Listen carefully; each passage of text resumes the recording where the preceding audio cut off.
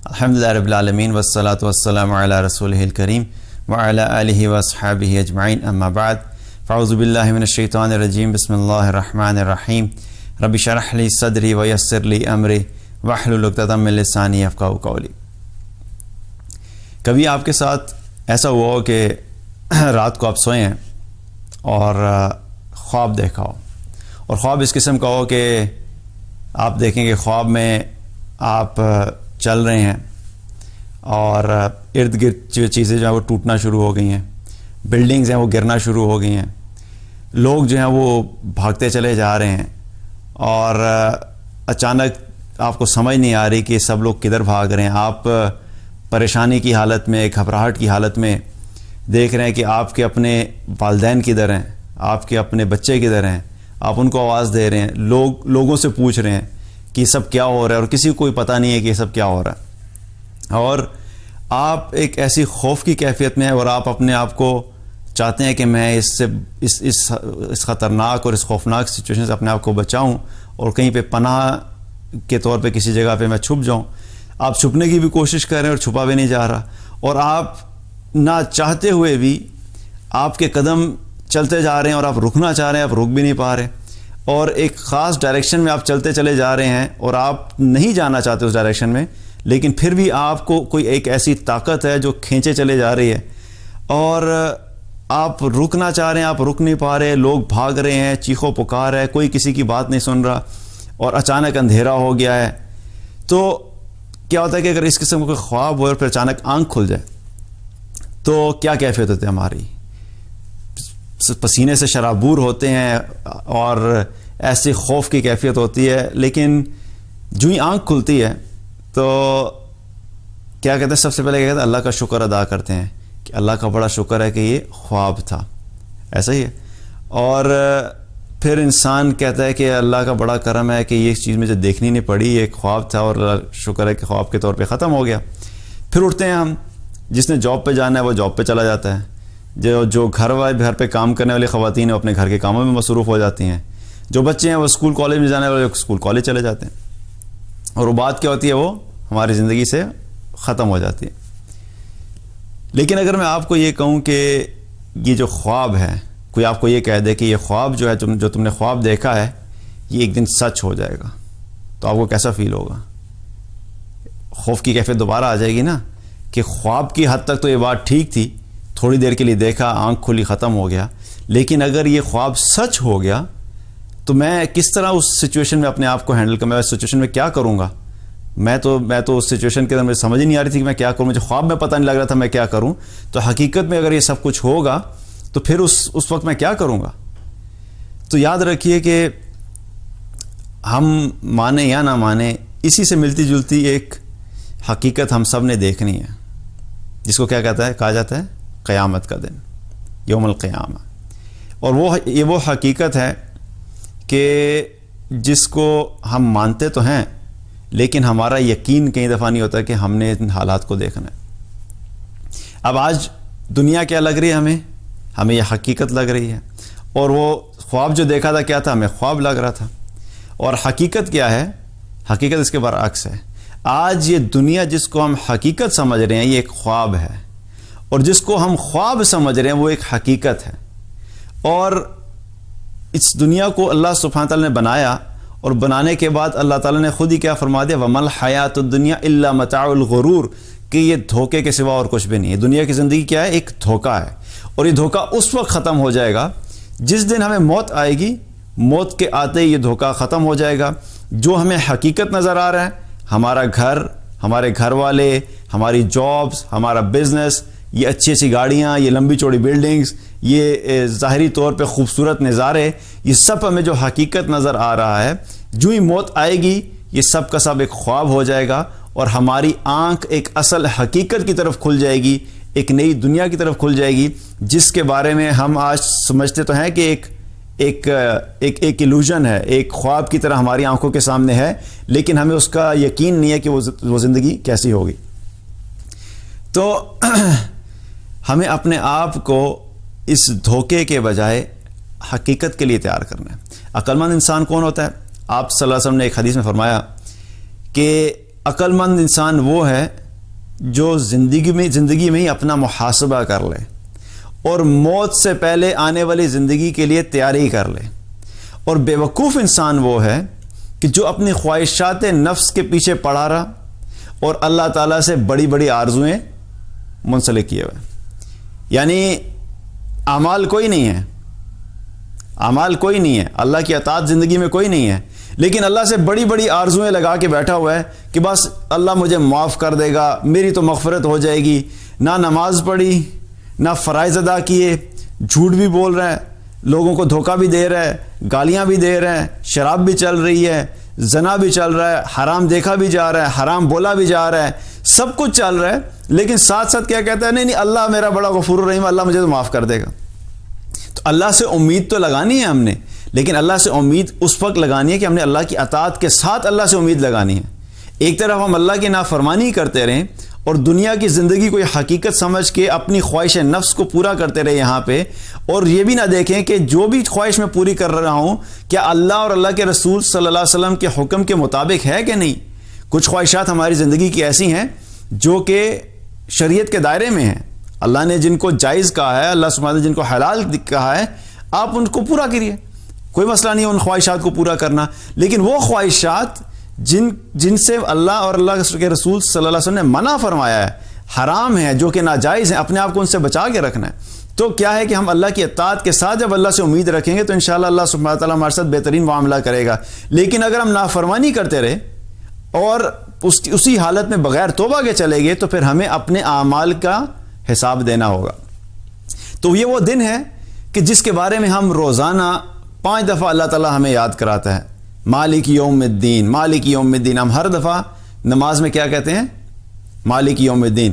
تو اللہ سبحانہ تعالیٰ ہمیں یاد کراتا ہے کہ تمہارا ایک مالک بھی ہے جو دنیا میں بھی تمہارا مالک ہے، لیکن بالخصوص جب یوم الدین یعنی یوم جزات قائم ہوگا، قیامت کا دن قائم ہوگا، تو اس دن کا مالک بھی وہی ہے. تو اس کا مطلب کیا ہے کہ جس طرح آج دنیا میں ہم بے بس ہیں، ہمارے اپنے ہاتھ میں کوئی فیصلہ نہیں ہے، ہمیں لگتا ہے کہ ہم فیصلے خود کر رہے ہوتے ہیں، لیکن حقیقت میں سارے فیصلے اللہ کی طرف سے ہو رہے ہوتے ہیں. سارا نظام جو دنیا کا چل رہا ہے، لوگوں میں جو رزق بانٹا جا رہا ہے، لوگوں کو جن کو صحت مل رہی ہے، جن کو بیماری مل رہی ہے، جن کو مشکلات آ رہی ہیں، جو خوشی میں ہیں، جو راحت میں ہیں، یہ سب کا سب نظام جو ہے وہ اللہ کنٹرول کر رہا ہے. تو آج بھی اللہ ہمارا مالک ہے، لیکن قیامت کے دن بالخصوص کیا ہوگا کہ قیامت کے دن بھی اللہ ہی ہمارا مالک ہوگا. تو جس مالک کو ہم نے قیامت کے دن فیس کرنا ہے، ہمیں اس دنیا میں ہی اس مالک کو راضی کر کے جانا ہے، کیونکہ اس دن کو ہم لوگ ایوائڈ کر نہیں سکتے. اب ہم چاہیں یا نہ چاہیں یہ دن ہم لوگوں نے دیکھنا ہی دیکھنا ہے. ہاں، اس دن کو بہتر کیسے بنایا جا سکتا ہے، اس دن کی وحشت سے کیسے بچ سکتے ہیں، اس دن کی ناکامی سے کیسے بچ سکتے ہیں، اس دن میں پریشانی سے ہم کیسے بچ سکتے ہیں، اس کے لیے اللہ سبحانہ تعالیٰ نے ہمیں یہ دنیا میں یہ وہ موقع دیا ہے اور وہ ساری گائیڈ لائنز دی ہیں کہ ہم اگر ان کو فالو کریں، اپنی زندگی کو ایک خاص طریقے سے گزاریں، تو اللہ کی رحمت سے امید ہے کہ اللہ سبحانہ تعالیٰ ہمارے لیے وہ دن آسان کر دے گا. کیونکہ اس دن کو سے بچ کوئی بھی نہیں سکتا. انبیاء علیہ السلام نے بھی وہ دن دیکھنا ہے. قیامت کے دن سارے لوگ وہاں پہ اکٹھے ہوں گے. آدم علیہ السلام سے لے کے قیامت قائم ہونے تک جتنے انسان دنیا میں آئیں گے وہ سب کے سب اس دن اکٹھے ہوں گے اور سب نے حساب کتاب دینا ہے، سب سے سوال جواب کیا جائے گا.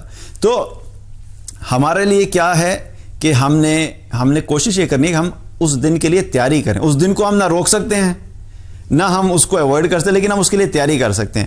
تو ایسی خوفناک سچویشن ہوگی قیامت کے دن. لوگ جب قبروں سے نکلیں گے تو کچھ لوگ پیدل چل رہے ہوں گے، کچھ لوگ اپنے منہ کے بل چل رہے ہوں گے، کچھ لوگ سواری پہ ہوں گے. تو آپ صلی اللہ علیہ وسلم نے جب یہ بتایا کہ کچھ لوگ پیدل چل رہے ہوں گے، کچھ سواری پہ ہوں گے اور کچھ لوگ اپنے چہرے کے بل چل رہے ہوں گے، تو صحابہ نے عرض کی کہ یا رسول اللہ اپنے چہرے کے بل کیسے کوئی چل سکتا ہے؟ تو نبی صلی اللہ علیہ وسلم نے فرمایا کہ جس اللہ نے تمہیں قدموں پہ چلایا، جو اللہ تمہیں قدموں پہ چلانے پہ قادر ہے، وہی اللہ تمہیں منہ پہ چلانے پہ بھی قادر ہے. آپ اس شخص کی کیفیت تو سوچیں کہ جو شخص اپنے منہ کے بل اپنی قبر سے لے کے میدان محشر تک جائے گا، وہ اٹ سیلف ہی اتنا بڑا عذاب ہے کہ باقی حساب کتاب تو بعد کی بات ہے. تو یہی ناکامی تو یہیں سے شروع ہوگی اس شخص کی. تو اللہ سبحانہ تعالیٰ ہم سب کو کی حفاظت فرمائے اور اللہ تعالیٰ ہم سب کو عافیت کے ساتھ اس دن سے گزارے. لیکن ہمیں کیا کرنا ہے کہ تیاری کرنی ہے. اب لوگ وہاں پہ چلے جائیں گے، میدان محشر میں پہنچیں گے. اللہ تعالیٰ جب قیامت قائم کرے گا تو اس کا منظر بھی اللہ نے قرآن میں بیان فرمایا ہے. القارعہ ما القارعہ وما ادراک ما القارعہ. کھڑکھڑانے والی کیا ہے؟ کھڑکھڑانے والی. اور تم کیا جانتے ہو کہ کھڑکھڑانے والی کیا ہے؟ یوم یکون الناس کالفراش المبثوث وتکون الجبال کالعہن المنفوش. انسان کیا ہوں گے؟ پتنگوں کی طرح اڑ رہے ہوں گے. اور یہ جو پہاڑ، جو اتنے بڑے بڑے پہاڑ ہیں جن کو ہم سمجھتے ہیں کہ آج ان کو ہلانا بھی مشکل ہے، اللہ سبحانہ تعالیٰ ان پہاڑوں کو روئی کے دھنکی ہوئی روئی کی طرح ہوا میں اڑا دے گا. کبھی روئی کو دھنکتے ہوئے اب دیکھیں آپ تو کیا ہوتا ہے کہ جب اس کو مار رہے ہوتے ہیں تو اس کے چھوٹے چھوٹے کچھ ذرات ہوتے ہیں جو ہوا میں اڑ رہے ہوتے ہیں. آپ نے کبھی دیکھا ہو اگر تو وہ چھوٹے چھوٹے ذرات جو ہوا میں اڑ رہے ہوتے ہیں، آپ سوچیں کہ اتنے بڑے بڑے پہاڑ قیامت کے دن ان ذرات کی طرح ہوا میں اڑیں گے. تو وہ دن بڑا سخت دن ہے، اور اس دن کے لیے ہم اگر تیاری نہیں کریں گے تو ہمارے لیے بڑی مشکلات ہو سکتی ہیں. تو اللہ سبحانہ تعالیٰ سب کی حفاظت فرمائے اور ہمیں تیاری کرنے کی توفیق عطا فرمائے. اب اس دن میں جب پہنچیں گے لوگ وہاں پہ پہنچنے کے بعد ہر انسان ہی یقین کر لے گا، کیونکہ ظاہر ہے جو چیز آج ہماری آنکھوں کے سامنے ایک امیجنری سی چیز ہے، کیونکہ ہماری آنکھوں کے سامنے ہم نے قیامت دیکھی تو ہے نہیں. ہماری آنکھوں کے سامنے یا ہمارے ذہن میں جو قیامت کا ایک نقشہ ہے وہ کہاں سے بنا ہے؟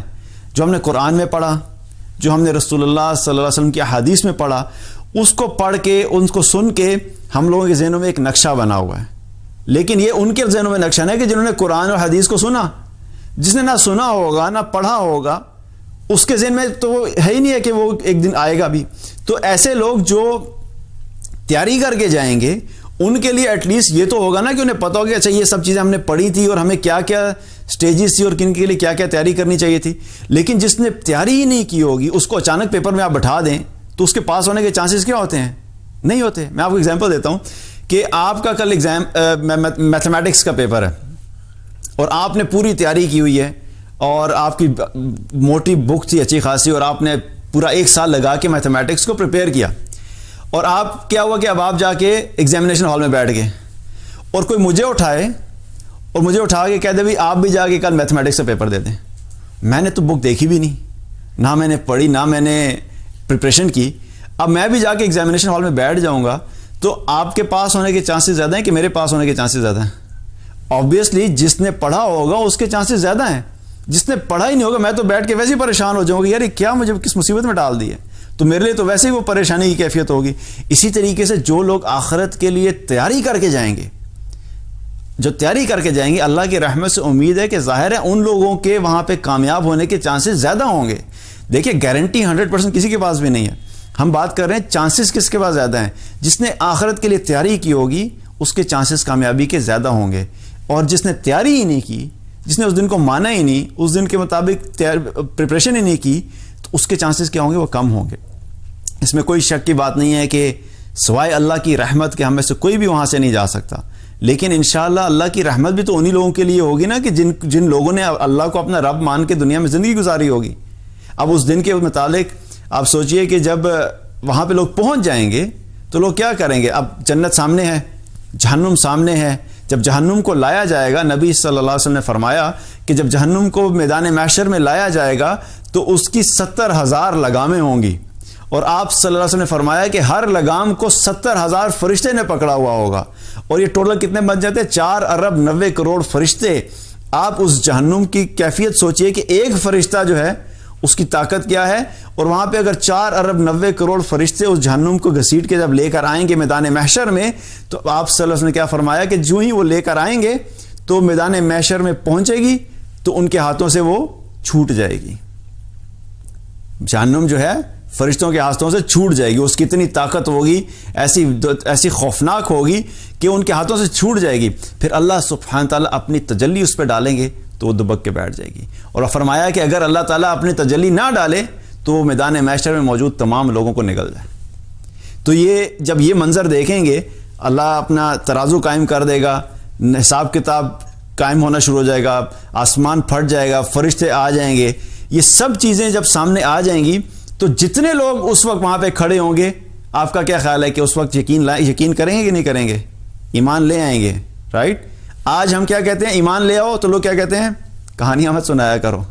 پتہ نہیں کیا ہونی ہے, تم لوگ کس دنیا میں رہ رہے ہو, اس چکر میں ہم اپنی دنیا کی زندگی بھی خراب کر لیں.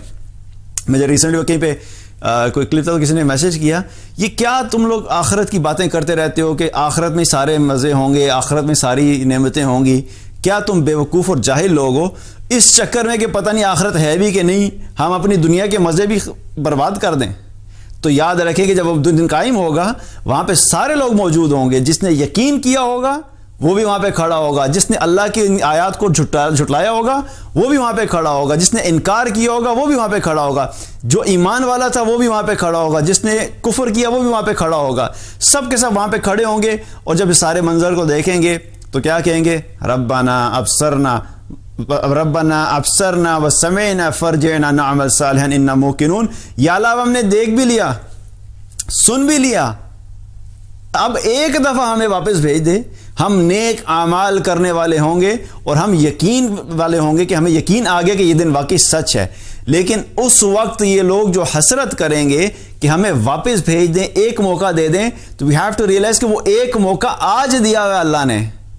یہ ایک موقع جو اس وقت لوگ حسرت کریں گے نا, ہمیں ایک موقع دے دیں, وہی ایک موقع ہے جس کو ہم یوز کر رہے ہیں اس وقت. اگر ہم نے اس ایک موقع کو یوز نہیں کیا تو اس وقت کی حسرت ہمارے کام نہیں آئے گی. کوئی بھی شخص ایسا نہیں ہوگا وہاں پہ جو واپس نہ جانا چاہے. آپ سوچیں کہ جہنم سامنے ہے, how can you not believe on it. آج تو جہنم اور جنت اور آخرت اور قیامت کے اوپر ایمان لانا اس لیے مشکل ہے کہ آنکھوں کے سامنے نہیں ہے, لیکن جس دن آنکھوں کے سامنے آ جائے گی اس دن آپ کیسے انکار کر سکیں گے. کفار بھی یقین کریں گے, مشرکین بھی اس وقت ایمان لے آئیں گے, منافقین بھی اس وقت ایمان لے آئیں گے, جو اللہ کو نہیں مانتے تھے وہ بھی ایمان لے آئیں گے, جو آخرت کو نہیں مانتے تھے وہ بھی ایمان لے آئیں گے, جو نبی صلی اللہ علیہ وسلم کا جنہوں نے انکار کیا وہ بھی ایمان لے آئیں گے. سب لوگ ایمان لے آئیں گے, لیکن اس دن کا ایمان کسی کام نہیں آئے گا, کیونکہ ایمان کی بیسک شرط کیا ہے, ایمان بالغیب. جو چیز نظر نہیں آ رہی اس پہ ایمان لانا, یہی تو ایمان ہے. اللہ نے ٹیسٹ ہی یہی دیا ہے کہ جو چیز نظر نہیں آ رہی اس پہ ایمان لے کے آؤ, جو نظر آ رہی ہے اس پہ کیا ایمان لے کے آنا. آپ کو نظر آتا ہے کہ مال زیادہ ہوگا تو اچھی گاڑی آ جائے گی, میں آپ کو یار بلیو کرو کہ مال زیادہ ہوگا تو اچھی گاڑی ملے گی, تو آپ کے اس میں بلیو کرنے والی کیا بات ہے. It is logical right. مجھے پتا ہے کہ میرے مال زیادہ ہو تو میں اچھی گاڑی لے لوں گا, لیکن میں آپ کو یہ کہوں گی یار اچھا تیاری کرو, قیامت کے دن جو نیک اعمال کر کے جائے گا وہی جنت میں جائے گا. تو اس پہ ایمان لانا اور یقین کرنا مشکل کام ہے. تو یاد رکھیے کہ وہ وقت جب ایسا ہوگا اس میں بہت سے لوگ خواہش کریں گے اور بہت سے لوگوں کی حسرتیں ہوں گی. کچھ لوگ ایسے ہوں گے جو وہاں پر پہنچیں گے, اپنے اعمال کے حساب سے لوگ پسینے میں ڈوبے ہوئے ہوں گے. کچھ لوگ ایسے ہوں گے جن کو پسینہ ان کے ٹخنوں تک ہوگا, کچھ لوگ ایسے ہوں گے جن کا پسینہ ان کی کمر تک ہوگا, کچھ ایسے ہوں گے جن کا پسینہ ان کے منہ تک آ چکا ہوگا اور ان کا منہ بھی اس پسینے میں ڈوبا ہوا ہوگا ان کے گناہوں کی وجہ سے. اور آپ صلی اللہ علیہ وسلم نے فرمایا کہ وہاں پر کچھ لوگ ایسے ہوں گے کہ اس دن کو دیکھ کے رونا شروع کریں گے اور روتے روتے اتنے آنسو بہائیں گے کہ اگر ان کے آنسوؤں میں کشتیوں کو چلانا چاہے تو کوئی چلانا چاہے تو چلا سکتا ہے. اتنے آنسو بہائیں گے کہ ان کے آنسوؤں میں اگر کشتی کو چلانا چاہے تو کشتی کو بھی چلا سکتا ہے. اور جب ان کے آنسو ختم ہو جائیں گے تو پھر ان کی آنکھوں سے خون بہنا شروع ہو جائے گا. یہ کیوں ہو رہا ہے؟ آپ سوچیں نا کہ جب آپ کو یقین ہو جاتا ہے یا کسی کو یقین ہو گیا کہ اب میری ہلاکت جو ہے وہ یقینی ہے, تو آپ کے پاس آپشن کیا ہے سوائے رونے کے, سوائے چیخنے کے, سوائے خوفزدہ ہونے کے, سوائے اللہ سے کہنے کے ایک چانس اور دیتا, جس کی بھی ون مور چانس. کیا کہیں گے آپ خود ذرا پریکٹیکلی وہاں پہ سوچیں. اللہ تعالیٰ ہم سب کی حفاظت فرمائے, اللہ تعالیٰ ہم سب کو کامیاب لوگوں میں شامل کرے. لیکن آپ ان لوگوں کی کیفیت سوچئے کہ ان کے پاس تو واقعی کوئی آپشن ہے ہی نہیں. آپ یہی کریں گے نا, زیادہ سے زیادہ کیا کہیں گے, اللہ میں نے غلطی ہوگی, مجھے ایک موقع اور. آپ سوچیں پریکٹیکلی بھی دنیا میں کیا ہوتا ہے, جو انسان پکڑا جاتا ہے, جس کا جرم ثابت ہو جاتا ہے, وہ کیا کہتا ہے, مجھ سے غلطی ہو گئی, مجھے ایک چانس دے دیجئے, میں تھوڑا سا گمراہ ہو گیا تھا, میں کسی کی بات میں آ گیا تھا, تو مجھے پلیز آپ ایک موقع دے دیجئے, مجھے سزا مت دیجئے. دنیا کا بھی قانون ہے. تو آخرت میں بھی سارے لوگ, جو لوگ ناکام ہو رہے ہوں گے, ان کی بھی یہی حسرت ہوگی, اور بہت سی حسرتیں لے کے لوگ آئیں گے. اللہ تعالیٰ نے قرآن میں بہت ساری حسرتوں کا ذکر کیا, یا لیتنی کنت ترابا, کاش کہ میں مٹی ہوتا کہ میں یہ دن دیکھنا ہی نہ, مجھے یہ دن دیکھنا ہی نہ پڑتا. تو بہت سی اور حسرتیں ہیں. تو یاد رکھیں کہ وہ دن جو ہے وہ بڑا خطرناک دن ہے, بہت خوفناک دن ہے. اور مقصد بتانے کا یہ نہیں ہے کہ یہ کیا ڈرانے کی باتیں کر رہے ہیں, یہ میں آپ کو وہ باتیں بتا رہا ہوں جن کا اللہ تعالیٰ نے قرآن میں ذکر کیا, جن کو اللہ سبحانہ تعالیٰ نے نبی صلی اللہ علیہ وسلم کے ذریعے سے ہم تک پہنچایا. یہ سب وہ باتیں ہیں، یہ حقیقت ہیں، ہم اس حقیقت کو جھٹلا نہیں سکتے. اور اس دن کی وحشت سے بچنے کے لیے کیا کرنا ہے کہ اللہ تعالیٰ نے قرآن میں کیا فرمایا؟ فمن تبع ہدایا فلا خوف علیہم ولا هم یحزنون. جو کوئی بھی میری ہدایت کی پیروی کرے گا نہ ہی وہ خوف زدہ ہوگا اور نہ ہی وہ غمگین ہوگا. تو اللہ سبحانہ تعالیٰ ایسے لوگوں کو دنیا میں اور آخرت میں خوف اور غم سے محفوظ کرے گا جن لوگوں نے اپنی زندگی اللہ کی ہدایات کے مطابق گزاری ہوگی. اللہ تعالیٰ نے ہمیں جو قرآن دیا ہے، اگر ہماری زندگی اس قرآن کے مطابق گزری ہوگی تو انشاءاللہ اللہ کی رحمت سے امید ہے کہ ہم ان لوگوں میں شامل ہوں گے کہ جو اس دن کی وحشت سے بچا لیے جائیں گے. اسی طریقے سے قرآن میں اللہ سبحانہ تعالیٰ نے کیا فرمایا؟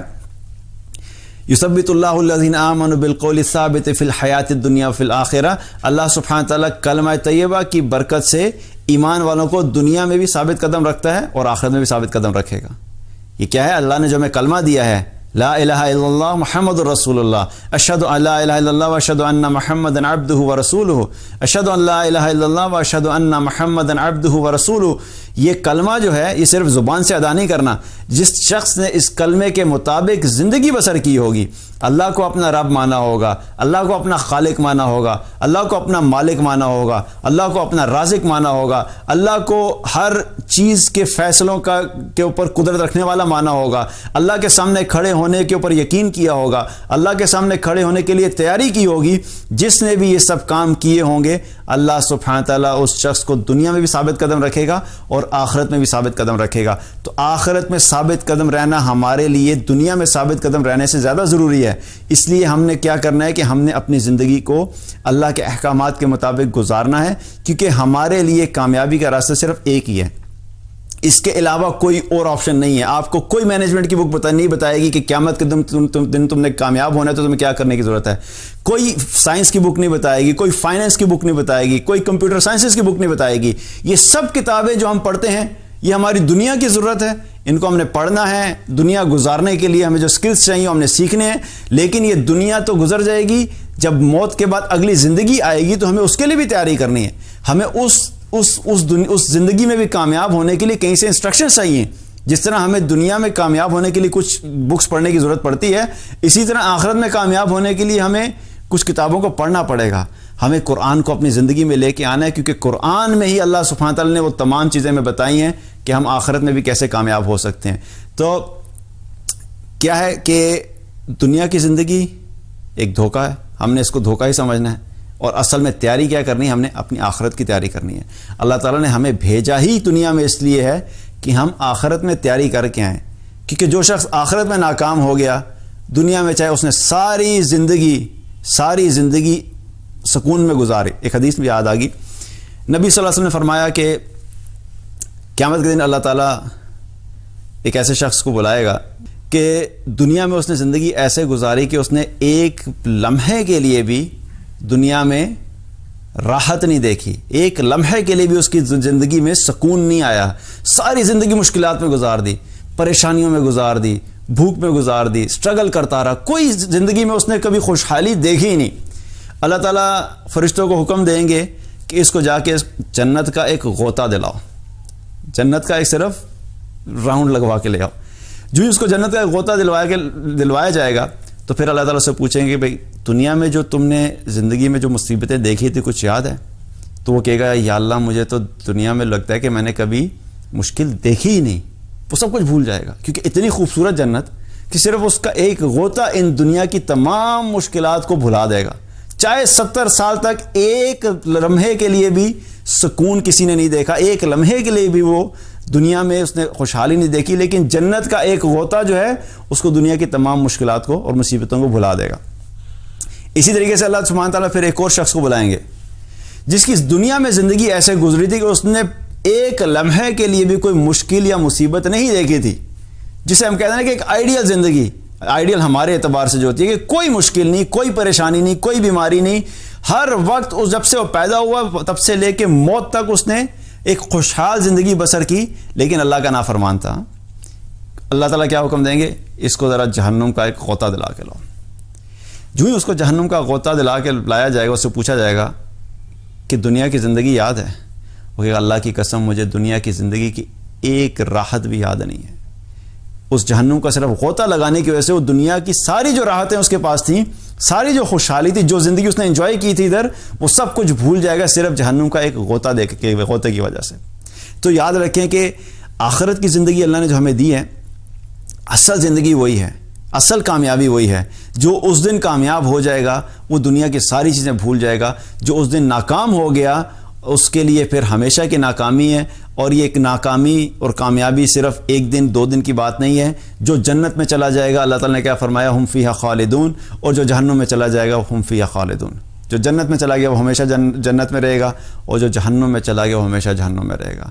سوائے مسلمانوں کے اور ایمان والوں کے جو دنیا میں ایمان رکھتے تھے، اللہ پہ ایمان رکھتے تھے لیکن اطاعت نہیں کی، کلمہ پڑھا لیکن دنیا میں زندگی کیسے گزاری، نماز نہیں پڑھی، گالیاں دیں، تو جتنے بھی کبیرہ گناہ وہ کرتے رہے اور کبیرہ گناہوں سے توبہ کیے بغیر دنیا سے چلے گئے. تو ایسے مسلمان اپنے گناہوں کی سزا جو ہے وہ بھگتیں گے، وہ جہنم میں ڈالے جائیں گے. لیکن جب ان کی سزا مکمل ہو جائے گی تو ایک نہ ایک دن اللہ سبحانہ تعالیٰ اس کلمے کی وجہ سے انہیں جہنم سے نکال کے جنت میں داخل کر دے گا. لیکن اس کے سوا جو بغیر کلمے کے دنیا سے چلا گیا وہ جہنم سے کبھی بھی نہیں نکلے گا. اور جو جنت میں چلا جائے گا ایک دفعہ، پھر اللہ تعالیٰ اس کو جنت سے بھی کبھی نہیں نکالیں گے. تو اللہ سبحانہ تعالیٰ ہم سب کو میدان محشر کی وحشت سے بچائے. اللہ تعالیٰ ہمیں سب کو اس دن کے لیے تیاری کرنے کی توفیق عطا فرمائے. اللہ سبحانہ تعالیٰ ہم سب کو ان لوگوں میں شامل کرے کہ بغیر حساب کتاب کے ہم جنت میں داخل ہوں. ہم سب کو اللہ سبحانہ تعالیٰ اپنے عرش کا سایہ نصیب فرمائے، نبی صلی اللہ علیہ وسلم کی شفاعت نصیب فرمائے، اور دنیا میں ہی اس وقت کی تیاری کرنے کی توفیق عطا فرمائے تاکہ ہم لوگ دنیا میں تیاری کر کے جائیں اور انشاءاللہ تعالیٰ ان کامیاب لوگوں میں شامل ہوں جو کہ بغیر حساب کتاب کے جنت میں داخل ہوں. بارک اللہ علیہ ولکم. السلام علیکم ورحمۃ اللہ وبرکاتہ.